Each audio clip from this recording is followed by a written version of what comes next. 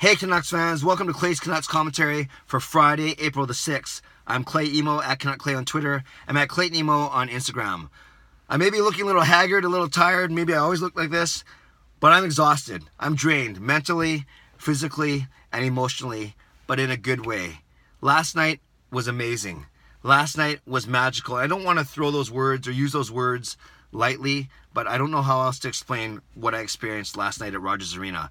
The final home game in the illustrious career of both Henrik and Daniel Sedin, as they said farewell to the fans, and as fans got a chance to say farewell and thank you to them.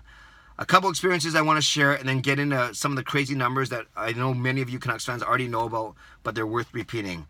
So the first thing is, halfway through the day, I emailed one of my contacts in the team and I said, hey, is there any chance we can get down into the tunnel for when the Canucks take the ice and give them that fist bump, so to speak. And thankfully my contact came through, so Sean and I got to go down in the tunnel, and I posted footage of this on my YouTube channel yesterday. We got to go in the tunnel and be among the dozens of fans that were able there to touch gloves. Well, we weren't wearing gloves, you know what I mean. We were able to fist bump all the Canucks players as they walked down the tunnel, the hallway, before they took the ice. And of course, right at the start of that lineup was Daniel and Henrik appropriately. So look at the footage. I'll link to it below, but it's pretty crazy. They come out, Sean loses his stuff, I go crazy. I'm a 43-year-old man screaming like a little baby, like more on that later. And then Daniel walks by, fist bump, thank you Daniel. Henrik walks by, fist bump, thank you Henrik. And then Henrik left me hanging. I'm not sure if he doesn't like to fist bump adults, or maybe I was looking too scary, or he wanted to concentrate on the next kid, or maybe he was thinking about something else. Whatever it is, I forgive him. I forgive you, Henrik. I know you had a lot of things on your mind last night, but what an experience. So all the guys went by. You'll see in the footage, just kind of I said a couple goofy things. You know, my son, he's an athlete. He played competitive football and basketball, so he has a good chance. Like, let's go. All right, baby, let's go. Come on. And I was saying stupid stuff like Troy Stetcher walked by. I was like, Richmond, because I live in Richmond. Or when Bo went by, instead of saying, go get it, Bo, or let's go, Bo, I actually said, Bo. Who does that? I guess I do. So you can tell I was pretty hyper to start the game. I'm still hyper now. So what a wonderful start. When we go to our seats and we know what happens, and we know the storybook ending. And I posted another video, a second video last night, of the entire shift, that final shift for Henrik and Daniel, Alex Edler and Bo Horvat on the 4-on-3 power play in overtime. Amazing. Daniel Sedin scores after, actually I counted up later on my PVR, I watched the entire shift, and the entire shift that the Canucks had control of the puck the entire time, and check these numbers out. In that shift, Bo Horvat touched the puck once. He won the draw. He beat actually Oliver and Larson after Brad Richardson got booted out of the draw. So Horvat wins the draw and doesn't touch the puck again for the next minute and 20, and he even said in postgame that he was just a decoy. Daniel touched the puck 13 times, Henrik touched the puck 10 times, and Edler touched the puck 9 times. Daniel and Henrik touched the puck together combined 23 times. I'll get to that in a second when I talk about the numerology from last night.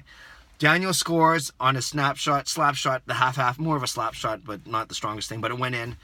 The place goes nuts. If you watch my video, you can actually hear me crying and wailing. I'm not afraid to admit it. Yes, I'm a 43-year-old man. It's a callback to that whole crying and acting like a baby. I lost it. I started crying.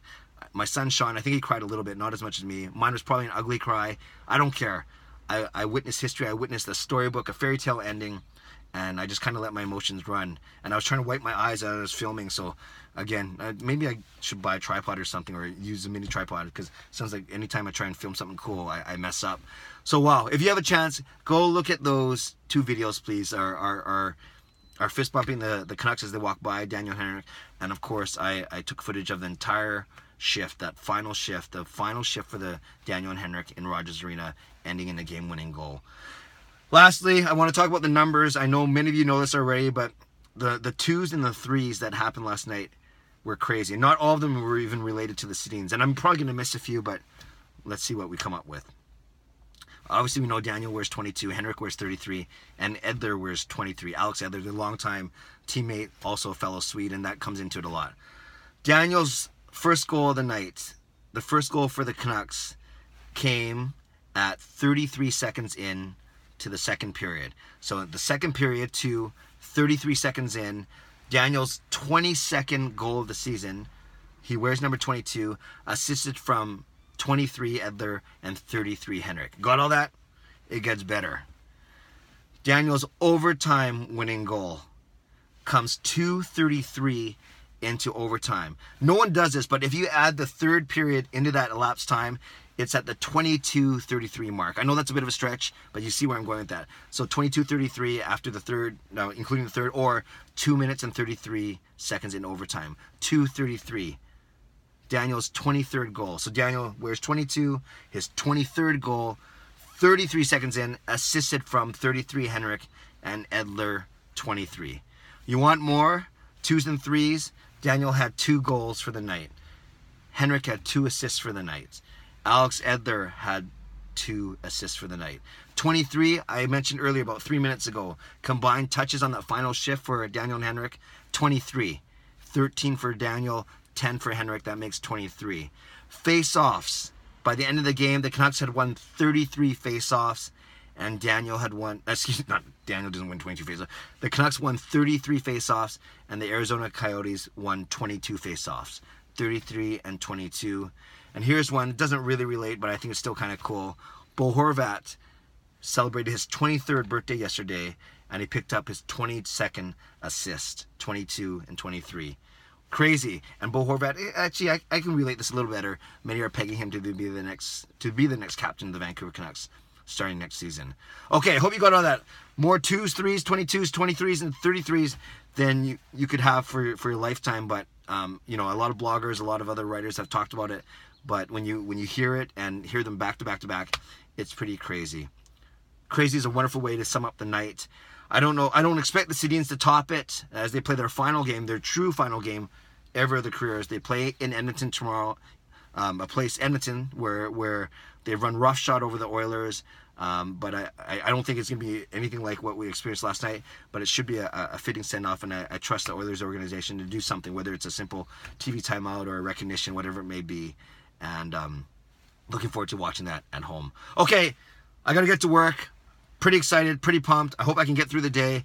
Canucks fans, I would love to read and react to your comments. Leave a comment below. Talk about the numbers. Talk about your experience, your favorite memory. Actually, we'll save the memories of the Sedins for another video. But let's talk about last night and the magic that happened last night. Leave a comment below. I'd love to read and react and reply.